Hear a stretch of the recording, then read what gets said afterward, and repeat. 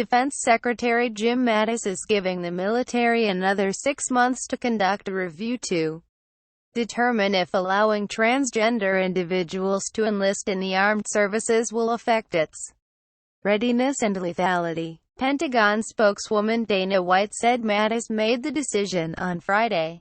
The delay in allowing the enlistment of new recruits does not affect transgender troops who are already serving openly in the military, Mattis said in a memo obtained by the Associated Press.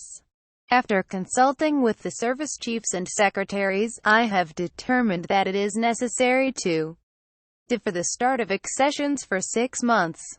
We will use this additional time to evaluate more carefully the impact of such accessions on readiness and lethality. In the memo, Mattis said he believed the department must measure each policy decision against one standard, whether it affects the readiness of the military to defend the nation. U.S. military ends ban on transgender service members. Read more. Mattis's decision formally endorses an agreement hammered out last week by the leaders of the 4 military services, which rejected Army and Air Force requests for a 2-year wait, and it reflects the broader worry that a longer delay would trigger criticism on Capitol Hill. Officials familiar with the talks said the request for a delay was sent to Mattis for a final decision last week. Mattis said the review by the services must be completed by the 1st of December, and he noted that his approval of a delay does not presuppose the outcome of the review. He said the additional time would ensure he had the benefit of the views of the military leadership and of the senior civilian officials who are now arriving in the department. Transgender service members have been able to serve openly in the military since last year, when former Defense Secretary Ash Carter ended the ban, declaring it the right thing to do. Since the 1st of October, transgender troops have been able to receive medical care and start formally changing their gender identity in the Pentagon's personnel system. But Carter also gave the services until the 1st of July to develop policies to allow people already identifying as transgender to join the military, if they meet physical, medical and other standards, and have been stable in their identified gender for 18 months.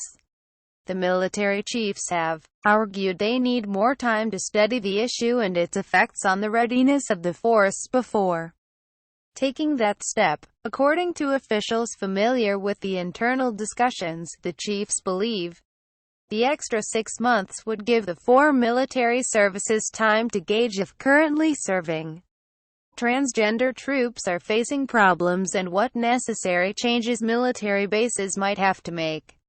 They said Navy officials were ready to begin enlistment in July but asked for a 1-year delay, largely to accommodate a request from the Marine Corps for more time. The Navy Secretary also oversees the Marine Corps. The Army and Air Force wanted a 2-year delay to further study the issue, they said. Already, there are up 250 service members in the process of changing their gender identity or who have been approved to formally change gender within the Pentagon's personnel system.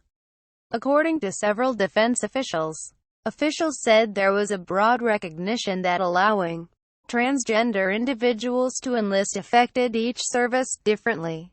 They described the biggest challenges the infantry. They said the discussions were aimed at a solution that would give recruits the best chance of succeeding, while ensuring the services maintained the best standards for entry into the military.